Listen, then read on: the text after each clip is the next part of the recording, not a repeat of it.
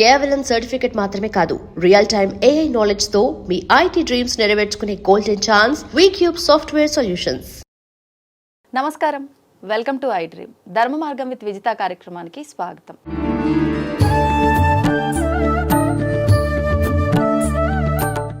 ప్రస్తుతం మనతో పాటు ఉన్నారు శ్రీ శ్రీ శ్రీ ఆనంద శివకామేశ్వరి ఆశ్రమ వ్యవస్థాపకులు శివకామేశ్వరి ఆనందమయ్య అమ్మగారు. ఇప్పుడు వారితో మాట్లాడి మరిన్ని విషయాలు తెలుసుకునే ప్రయత్నం చేద్దాం.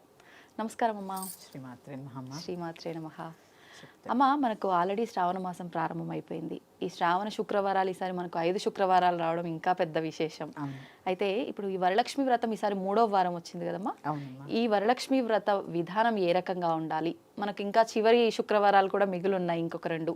ఆ శుక్రవారాల్లో కూడా పూజా విధానం ఏ రకంగా చేయాలో వివరించండి. తప్పకుండా తెలియజేస్తాను. యాదేవి సర్వభూతేషు శక్తి రూపేణ సంస్థిత. శ్రీమాత్రే నమః. శ్రీ గురుభ్యో నమః. శ్రావణ శుక్రవారం. శ్రావణ శుక్రవారము అంటే శ్రావణ మాసంలో వచ్చేటటువంటి శుక్రవారాలన్నీ కూడా శ్రావణ శుక్రవారాలు. చంద్రుడికి పౌర్ణమి రోజు దగ్గరగా ఉండే నక్షత్రాన్ని బట్టి ఆ మాసం నిర్ణయించబడుతుంది. ఈ మాసం అంతా కూడా శ్రవణ నక్షత్రం. శ్రవణము అంటే వినడం, ఎక్కువ వింటూ ఉండాలి.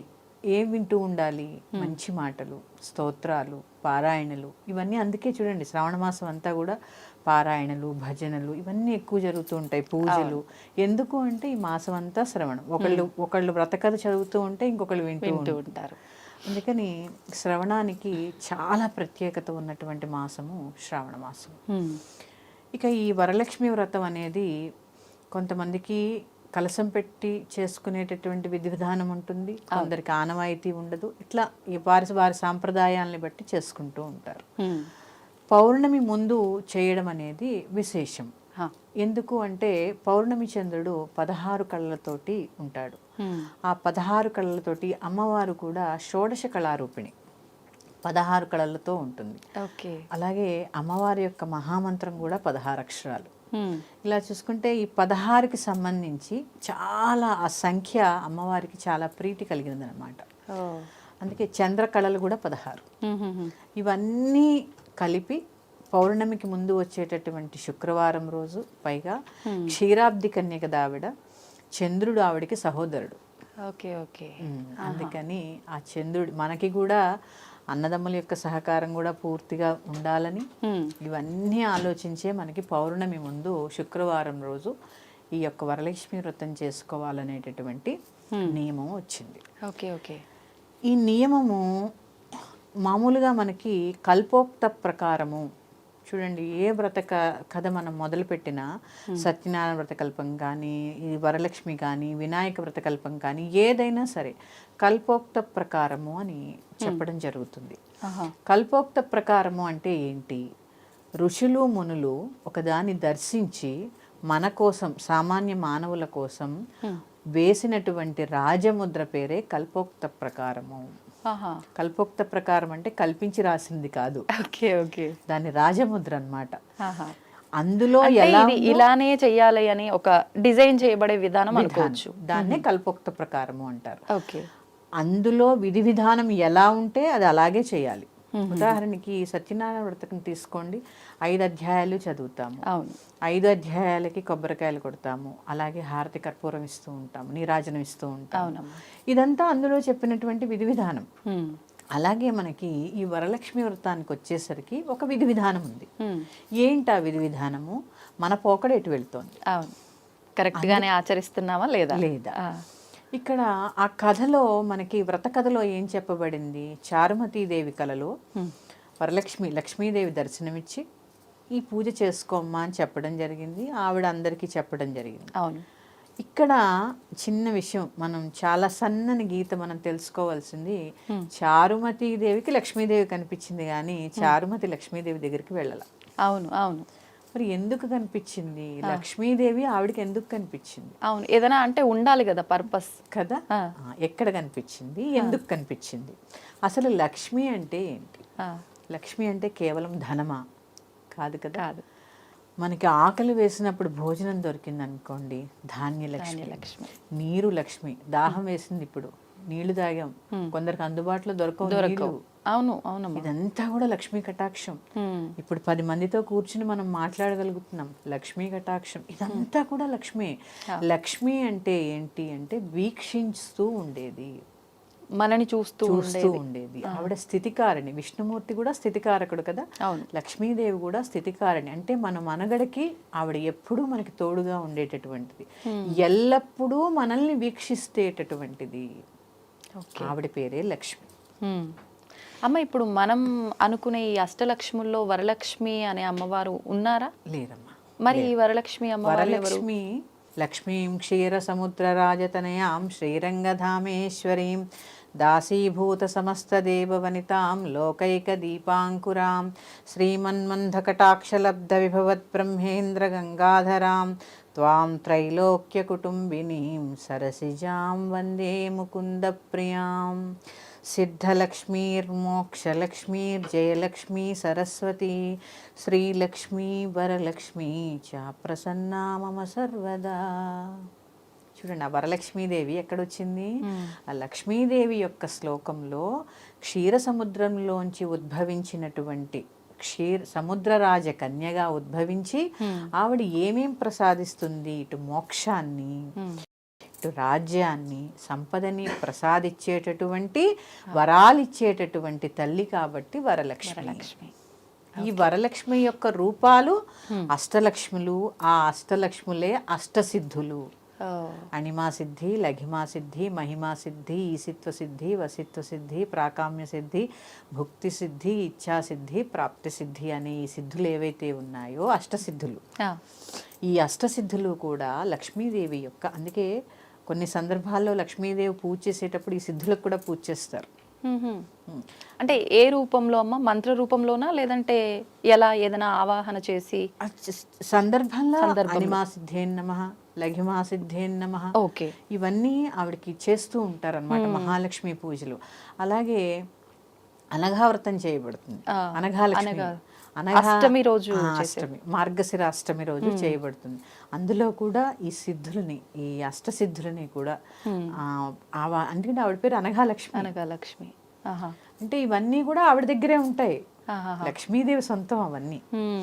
ఇలా తీసుకుంటే ఏది కావాలి అన్నా కూడా ఆవిడే ప్రసాదిస్తూ ఉంటుంది. ఎందుకంటే మనల్ని సర్వవేళలా వీక్షిస్తూ ఉంటుంది కాబట్టి. ఇక వరలక్ష్మీదేవి యొక్క ప్రత్యేకత ఏంటి? చారుమతికి ఎందుకు కనపడింది? చారుమతీదేవి లక్షణం ఏంటి కథలో?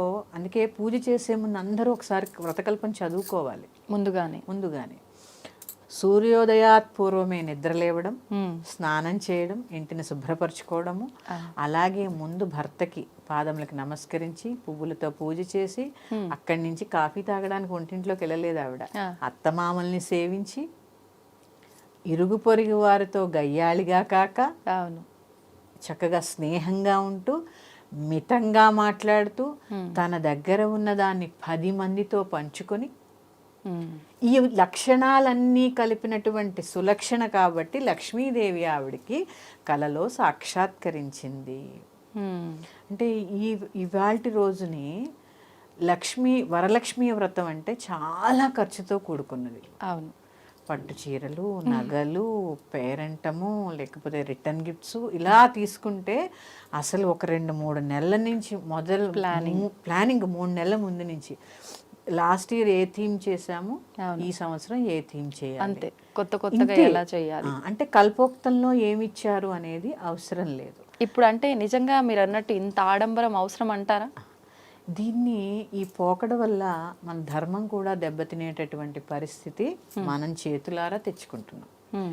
ఎలా అంటే అమ్మా చూడండి, చారుమతి కలలో కనిపించిన వెంటనే మొదటగా వచ్చి అత్తమామలకి భర్తకి చెప్పారు. అవును, చెప్పిన తర్వాత ఆవిడ చుట్టుపక్కల వారికి కూడా చెప్పారు, లక్ష్మీదేవి నాకే కనపడింది, నేను ఒక్కదాన్నే వ్రతం చేసుకోవాలనుకోలేదు. ఆ స్వార్థ బుద్ధి కనిపించలా.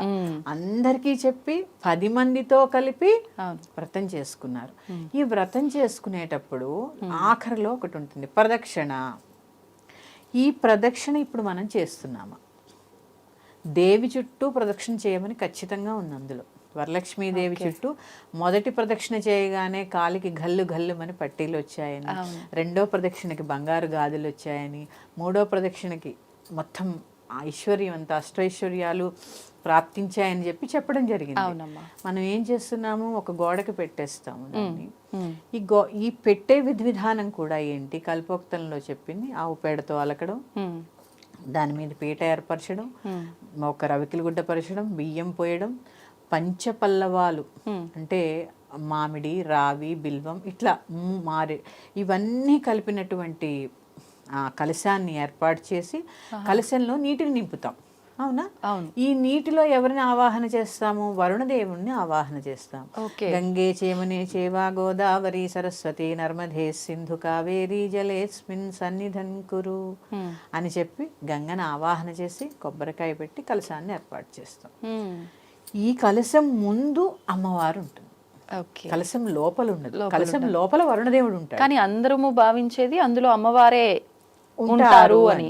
కలశం ముందు భాగంలోనే ఇప్పుడు ఏ వ్రతం చేసుకున్నా అంతే అమ్మా, కలశంలో వరుణదేవుడిని ఆవాహన చేస్తారు, కలశం ముందే భగవంతుడు ఉంటాడు.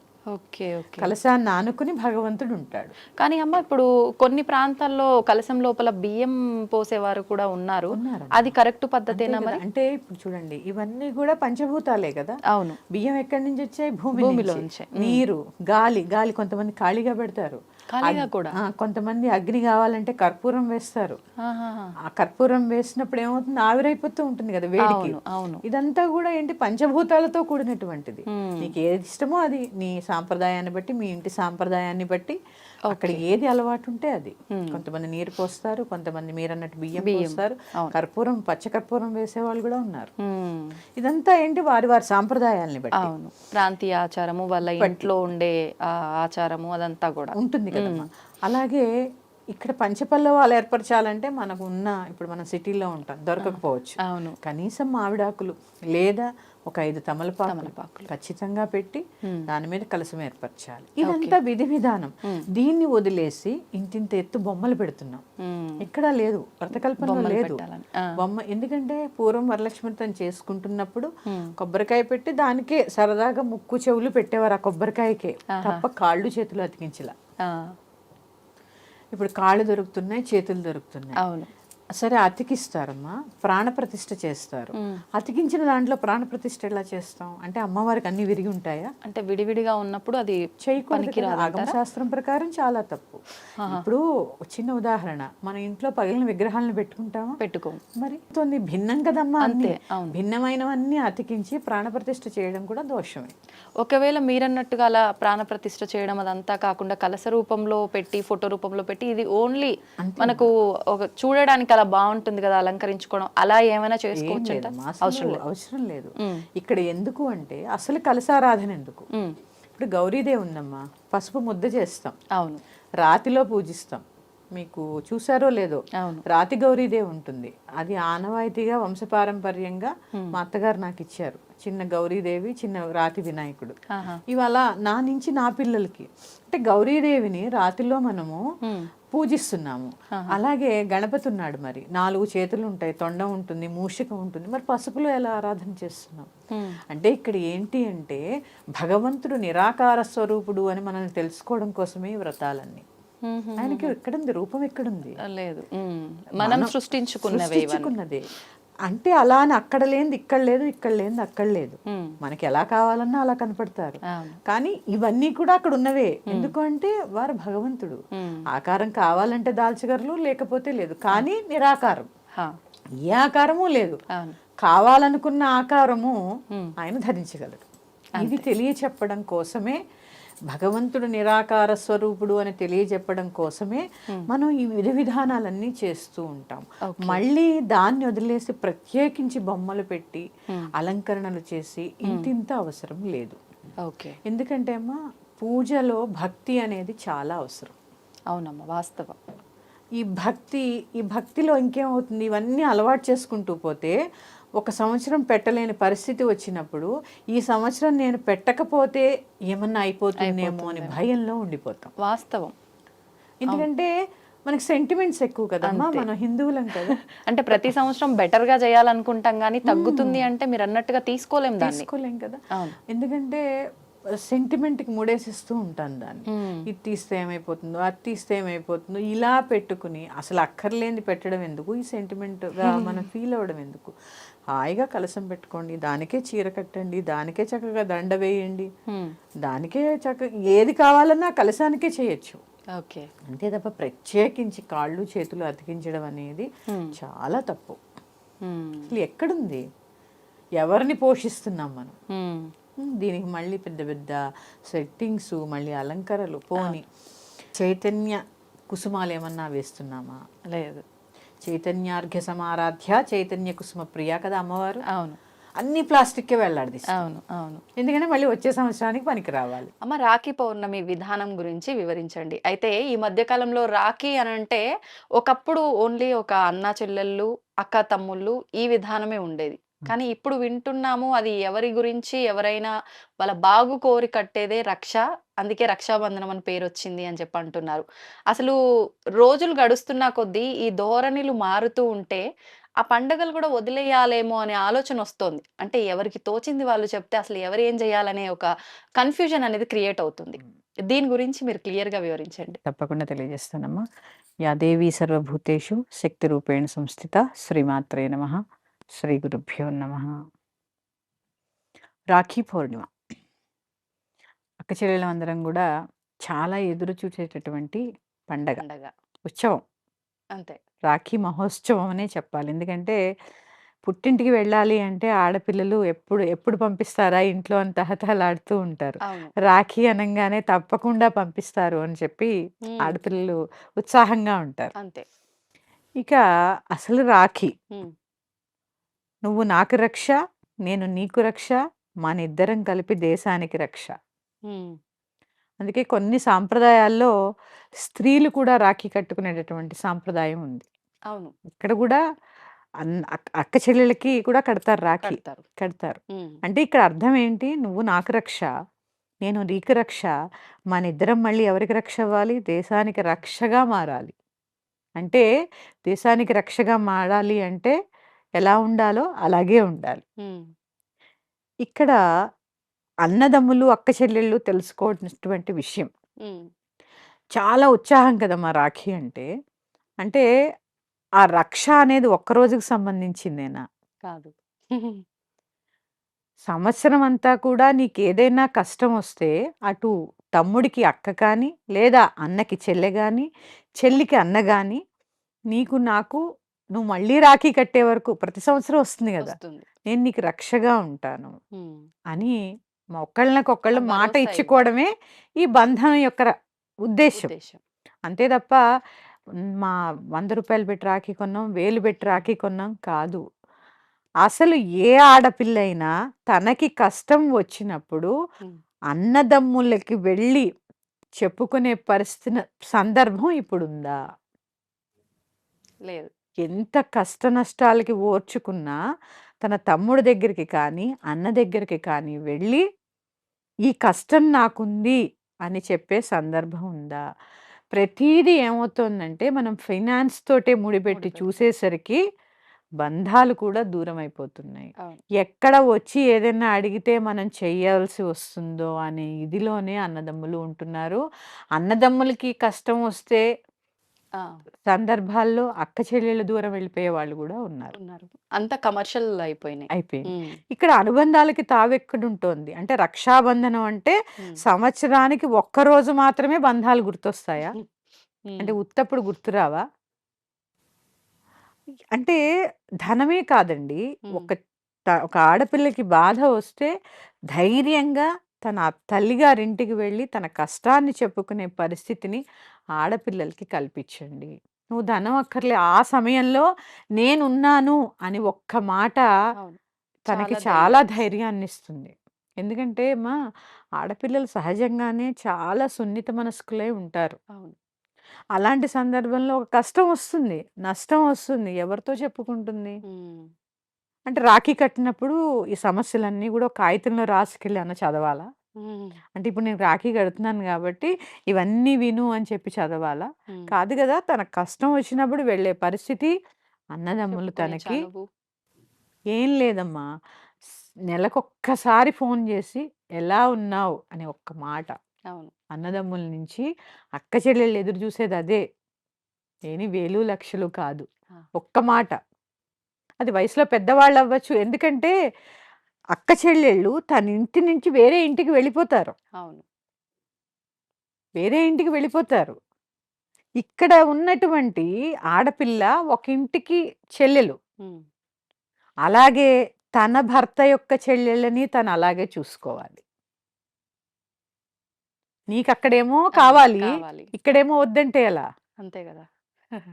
నీ అన్నదమ్ములు నీకు కావాలన్నప్పుడు వాళ్ళ అన్నదమ్ములు వాళ్ళకి గావాలిగా. కావాలి.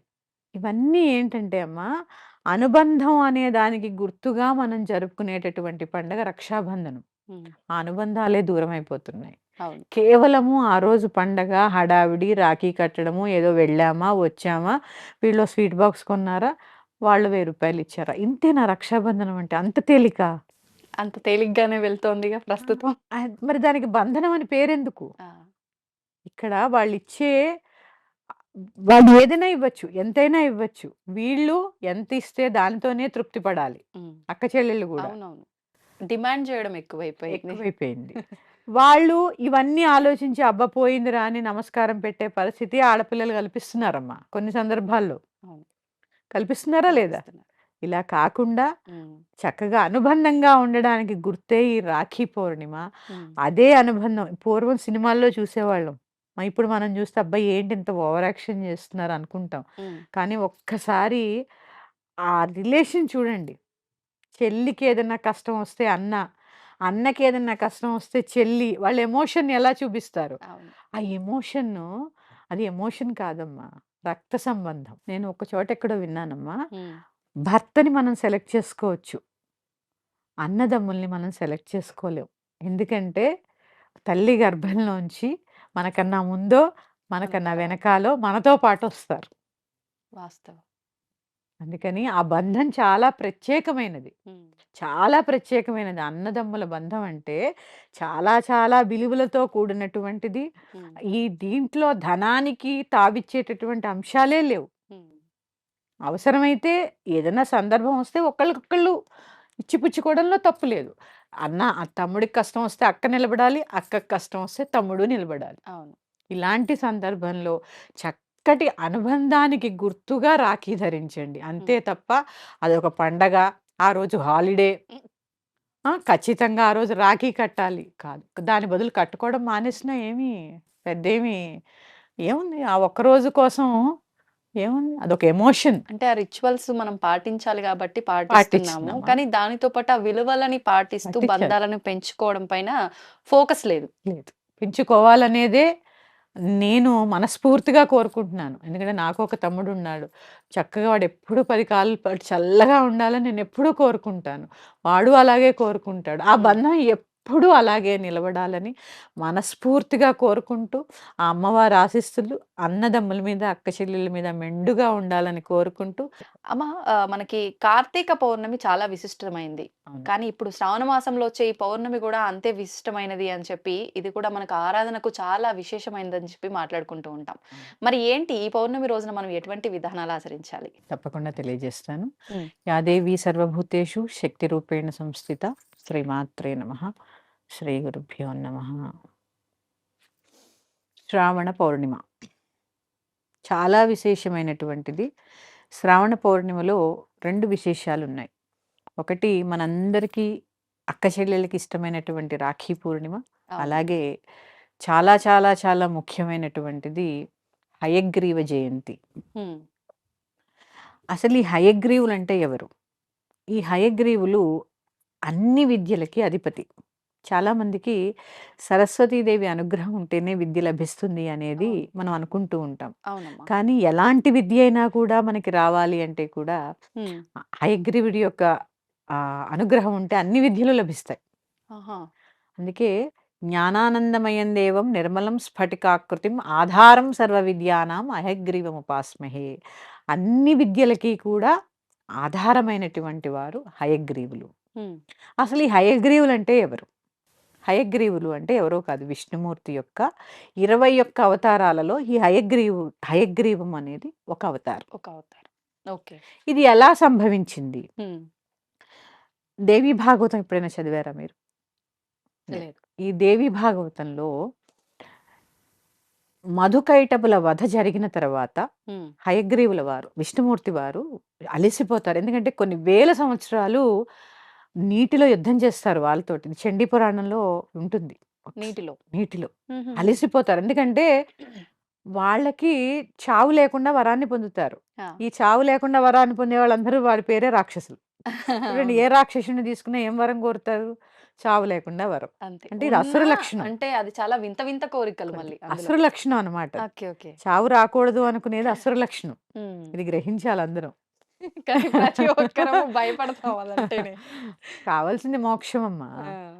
ఇక్కడ అసుర లక్షణం అంటే అది అసుర లక్షణం కదా! అవును. ఆ మహామాయ దగ్గర నుంచి వరం పొందుతారు. హ్మ్. ఆ నీళ్ళల్లో యుద్ధం చేసి, చేసి, చేసి అలసిపోయి మహామాయ ఆ మాయ ద్వారానే వాళ్ళని సంహరించడం జరుగుతుంది. హ్మ్. ఇక యుద్ధం చేసి అలసిపోయి ఆయన విల్లుని ఇలా పెట్టుకొని పడుకుంటారనమాట. తల ఆంచి పడుకుంటారు. ఆహా!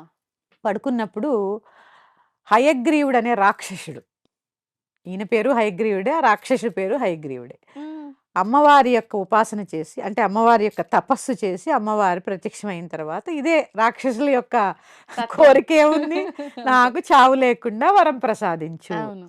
ఆవిడంటుంది, చావు లేకుండా వరం ప్రసాదించలేను నేను. హ్మ్. ఇంకొక కోరిక కోరుకో. అంటే ఇక్కడ మనం గ్రహించవలసిన 2 విషయాలు. హ్మ్.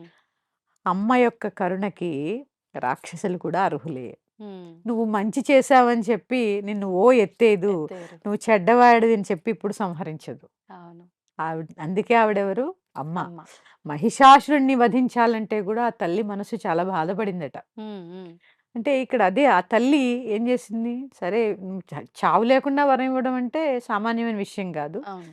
ఇంకేదన్నా కోరుకో అంటే, సరే నాలా ఉన్నవాళ్ళు తప్ప నన్ను సంహరించకూడదు. ఆయనకి గుర్రము తల ఉంటుంది. ఆహా! ఇప్పుడు రాహుకేతువులు చూడండి. రాహుకేంటి? మనిషి శరీరము, నాగు తల ఉంటుంది. ఆ! అలాగే ఆయనకి మనిషి శరీరము, అలాగే గుర్రం యొక్క తల ఉంటుంది ఆ హయగ్రీవ రాక్షసుడికి. ఓకే. సరే అని చెప్పి వరం ఇచ్చి ఆవిడ అంతర్ధానం అయిపోతుంది. స్వామివారి రూపం గూడా అలానే ఉంటుందా? అలానే ఉంటుంది. ఆహా! ఇప్పుడు మరి అలా ఉంటేనే గదా ఆయన అదే. ఆ! సంహరించగలిగారు. అందుకే. అందుకే ఆ హయగ్రీవ జననం ఇప్పుడు మనం ఓకే. చెప్పుకునేది. ఆహా! ఆయన అలా నిద్రపోతున్న సమయంలో ఈ హయగ్రీవుడు ఇంకా వరం పొందాడు గదా! దేవతలందరిని గూడా హ్మ్. అసుర లక్షణం ఏముంటి? దేవతా లక్షణాల్ని తక్కువ చేయటం. తక్కువ చేస్తూ ఉండడం. ఇవన్నీ మనలోనే ఉన్నాయి. మనం హ్మ్. ఎక్కడో వెతుకుతూ ఉంటాం. అవును. ఈ అసుర లక్షణం ఏం చేస్తుంది? దైవీక లక్షణాల నుంచి మనల్ని దూరంగా జరిపేస్తూ ఉంటుంది. హ్మ్. ఈ దేవతలు ఇది తట్టుకోలేక విష్ణుమూర్తి దగ్గరికి వెళతారు. ఆ! వెళ్ళి, "స్వామి నన్ను రక్షించయ్యా" అని బ్రహ్మదేవుడు ఎంత వేడుకుంటున్నా ఆయన మంచి అలసిపోయి నిద్రలో ఉన్నారు. ఎంతకీ మేలుకోవట్లేదు. పెద్ద ఆహాకారాలు చేశారు. ధ్వని చేశారు. లేవట్లే. హ్మ్. ఏం చేశారు? అప్పుడు ఆయనకి ఒక చెదపురుగు గుర్తొచ్చింది బ్రహ్మదేవుడికి. హ్మ్. చెదపురుగుని ప్రార్థిస్తారు. ఆ! ప్రార్థించినప్పుడు చెదపురుగు వస్తుంది. హ్మ్. వచ్చి, సరే, అసలు ఎవరినైనా నిద్ర లేపడం అనేది పాపం.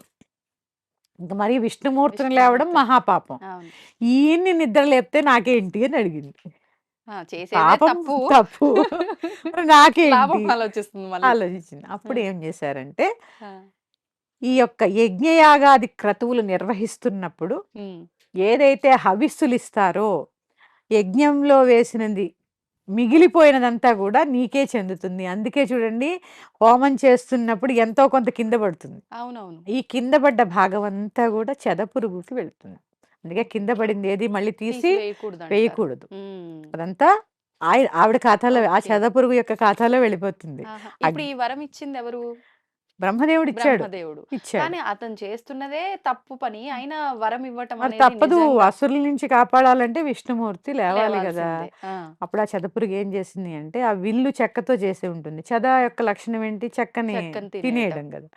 ఆ చెక్కలోకి దూరి ఆ చెదను తినేస్తుందనమాట. తినేసినప్పుడు ఆ వింటి నారి ఊడిపోతుంది. హ్మ్. ఊడిపోయి ఆయన శిరస్సు ఇలా ఉంటే, ఆ శిరస్సు ఖండించబడుతుంది విష్ణుమూర్తిది. తల అబ్బా! ఎగిరి పడిపోతుందనమాట. ఎగిరి పడి ఇదంతా మహామాయా స్వరూపిణి అమ్మ యొక్క నాటకం ఇదంతా లీలలు. లీలలు. అప్పుడు ఈ బ్రహ్మదేవుడు కంగారు పడిపోయి ఆ! అమ్మవారిని ప్రార్థన చేసి ఆవిడ ప్రత్యక్షమైతే ఇలా జరిగిపోయింది ఏం చేయాలని వేడుకుంటాడు. హ్మ్. అప్పుడు గుర్రం తల ఎక్కడుందో అతి తెచ్చి ఈయనకి అతికిచ్చండి, ఒక గుర్రం తల తెచ్చి అతికిచ్చండి అని చెప్పి అంతర్ధానం అయిపోతుంది. ఆహా. ఆయన ఆ గుర్రం తల అతికించుకోవడము, హయగ్రీవుడు అనే రాక్షసుని సంహరించడము ఇదంతా జరుగుతుంది. అలాగే ఈ సందర్భం అంతా జరిగింది హయగ్రీవ జయంతి ఆ రోజు జరిగింది కాబట్టి శ్రావణ ఈ పౌర్ణమి శ్రావణ పౌర్ణమిని హయగ్రీవ జయంతి అని జరుపుకోవడం రోజు. ఓకే, చాలా సందర్భాల్లో ఇదంతా ప్రణాళిక ప్రకారమే జరిగింది. జరిగింది. అంటే ఈయన ఇదే రూపంలో ఉండాలి కాబట్టి ఆ తల అలా వెళ్ళిపోవటము అంతే అన్ని కూడా మళ్ళీ. అంతే. మళ్ళీ ఈ హయగ్రీవుడు ఏం చేశాడు? అన్ని విద్యలకి మూలం ఆయన. ఉమ్, ఈ హయగ్రీవుడు వేదాలను దొంగిలిచ్చాడు, రాక్షసుడు. రాక్షసుడు. మళ్ళీ వారితో యుద్ధం చేసి ఈ వేదాలన్నీ కూడా తిరిగి వచ్చినటువంటి సందర్భం కాబట్టి శ్రావణ పౌర్ణిమ రోజు ఉమ్, యజ్ఞోపవేతాన్ని మార్చుకుంటారు. ఆహా. ఈ యజ్ఞోపవేతాన్ని ఎందుకు మార్చుకుంటారు అంటే, యజ్ఞోపవేత ధారణ జరిగింది అంటే, ఉపాకర్మ జరిగింది అంటే నువ్వు వేదాధ్యయనం చేయడానికి అర్హుడివి అని చెప్పడం. ఓకే. పూర్వం కదా 8 సంవత్సరాలకే ఒడుగు చేయడము, వారిని వేదాధ్యాయానికి పంపించడం చేస్తుండేవారు కదా. అవును. ఇలా అంటే చూడండి, క్షత్రియులు కూడా వేదం చదువుకునేవారు. మ్మ్. మహాభారతం పరిశీలిస్తే అవును.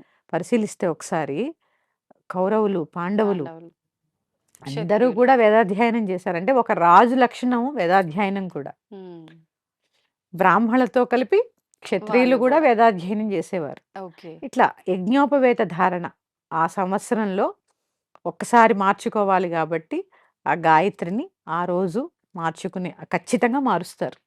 అంటే ఎవరైనా పొడుగైన వాళ్ళు కొత్తగా ఇప్పటికీ మా అయిన వాళ్ళు. ఇళ్లలో కానీ కొంతమంది అలా చేసిన ఆ కార్యక్రమం అయినాక 1 ఇయర్ దాటని వాళ్ళకి మారుస్తారు అని అంటారు కదమ్మా, అలా అలా ఏం కాదు. లేదమ్మా. అసలు ఆ ఆ. కార్యక్రమం చేస్తే మళ్ళీ వెంటనే యజ్ఞోపవేతం మార్చుకుంటే తప్ప నిత్య దీపారాధనకి పనికిరాము. ఆహా. నిత్య దీపారాధనకి పనికిరాము. ఆ ఓకే. సందర్భాలు వేరు. ఉమ్, మామూలుగా ఏమీ లేకుండా సంవత్సరం అంతా వేసుకుంటారు కదా. ఉమ్, ఈ పౌర్ణమి రోజు అది పాతది విసర్జించి కొత్తది ధరించాలి. ఉమ్, ఉమ్, ఉమ్. దీన్ని అందుకే జంజాల పౌర్ణిమ అని కూడా అంటారు. అవును. ఖచ్చితంగా ఆ రోజు గాయత్రీదేవికి క్షీరాన్నాన్ని వండి నివేదన చేస్తూ ఉంటారు. ఉమ్, ఉమ్. గాయత్రినే త్రిపద అంటారు. త్రిపద. 3 పదములు త్రిపద గాయత్రి. ఉమ్, ఉమ్. అమ్మవారెవరు? త్రిపుర. ఈ 3 సంఖ్య అనేది చాలా విశిష్టమైనది. అందుకే ఆ సందర్భం పురస్కరించుకుని చక్కగా వేదాధ్యయనం చేయడానికి పూర్వం ఈ ఉద్యోగాలు ఇవన్నీ వర్ణాన్ని బట్టి ఉండేవి కదమ్మా. అవును. ఆ వర్ణాన్ని బట్టి వీరు వేదం చదవాలి ఉమ్, అని ఆ చిన్న పిల్లల్ని ఆ రోజు నుంచి వేదాధ్యయనానికి పంపించేవారు ఒడుగు చేసి. Okay, okay. ఆ సందర్భంలోనే ఈ యజ్ఞోపవేత మార్చుకోవడం ఇప్పటికీ మా ఇళ్లలో మార్చుకుంటూ ఉంటారు ఆ రోజు. ఉమ్, ఉమ్, ఉమ్.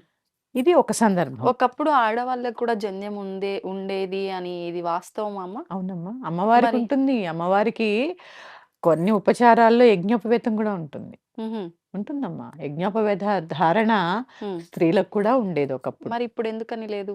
ఇప్పుడు లేదు అంటే ఇది కాలాన్ని బట్టి కొన్ని ధర్మాలు మారుతూ వచ్చాయి. కొన్ని మగవాళ్ళే చేయాలని కొన్ని స్త్రీలు దేనికి పనికిరారు. వంట చేయడానికి, పిల్లల్ని పుట్టించడానికి తప్ప అనే కోణం ఎక్కువైపోయి ఉమ్, కొన్ని పరిస్థితులను బట్టి మారిపోయి వచ్చాయి అంతే. ఓకే. పూర్వం ఉండేది. ఉమ్, పూర్వము అందుకే ఎందుకుండేది అంటే నేను ధరించానని కాదు. ఉమ్. అక్కడ అమ్మవారి యొక్క ఉపచారాల్లో యజ్ఞోపవేతం సమర్పయామి అనేది ఒక ఉపచారం. ఆహా. అంటే అక్కడ ఉందనే కదా ఉందని. అర్థం. అవును, అవును. ఉంది కాబట్టే కదా చెప్పారు అక్కడ. చెప్పారు. అలా చూసుకుంటే ఇప్పుడు మరి వేదమాత గాయత్రి స్త్రీ కాదా? ఆ, వేదమే ఆవిడ కదా. ఆవిడ. సరస్వతి స్త్రీ కాదా? ఆ, అందుకని స్త్రీ ఏది చేయకూడదు, ఏం చేయొచ్చు అనేది నిర్ణయించబడింది అంతే. ఉమ్, ఉమ్. నిర్ణయించబడింది. ఇది అంటే మళ్ళీ సందర్భం మారిపోతుంది. ఆ, ఇక్కడ శ్రావణ పౌర్ణమికి సంబంధించి మాట్లాడుకుంటున్నాం కాబట్టి ఈ సందర్భంగా హయగ్రీవ జయంతిని పురస్కరించుకుని ఆ రోజు హయగ్రీవ స్వామి వారిని పూజించడం జరుగుతుంది. ఏ రకంగా పూజించవచ్చమ్మా? అంటే పటము, చిత్రపటం అలాంటివి ఏమీ ఉండవు ఏమీ కదా? ఉండవమ్మా. ఇప్పుడు కొన్ని ఆలయాల్లో ఉంటాయి. ఉహు. విష్ణుమూర్తి దర్శనమే కదమ్మా. అంతే. విష్ణుమూర్తి ఆరాధనే ఉమ్. హయగ్రీవ ఆరాధన. ఎలాగూ ఈ శ్రావణ ఎందుకు మాసం అంతా. ఇంత ప్రత్యేకంగా నేను హయగ్రీవుల వారి గురించి చెప్తున్నాను అంటే, లలితా సహస్రనామం అనేది మన దాకా వచ్చింది అంటే అగస్త్యుడికి హయగ్రీవుడికి జరిగిన సంవాదంలో హయగ్రీవుల వారి ద్వారా అగస్త్యుడు లలితా సహస్రనామాన్ని పొందితే అది మన దాకా వచ్చింది. ఆహాహాహా. అంటే వారి ద్వారానే విద్యలన్నీ బయటకు వచ్చాయి. Okay, okay, okay. వ్యాస పురాణంలో ఉన్నవి, వ్యాసుడి ద్వారా కొన్ని రచించబడినవి, ఇవన్నీ కూడా హయగ్రీవుడు అగస్త్యుడికి చెప్పడం ద్వారానే మనకి ఈ లలితా అంటే సహస్రనామం అనేది లలిత ఈ వసిన్యాది వాగ్దేవతలు చెప్పారు అని అంటారు కదమ్మా. మళ్ళీ అంటే రచించారు హయగ్రీవుడి వాళ్ళు వాళ్ళు వాళ్ళ రచించారు. అది ఆథర్స్ అన్నమాట దానికి. అందరిలోకి రావడం హయగ్రీవుడి ద్వారా వచ్చింది. హయగ్రీవుడి ద్వారా వచ్చింది. ఇప్పుడు ఓకే, నేను ఓకే. ఒక పుస్తకం రాశానమ్మా, ఆ. రాసింది నేను, కానీ జనాల్లోకి తీసుకొచ్చింది నువ్వు. Okay, okay. ఇదన్నమాట. ఉమ్.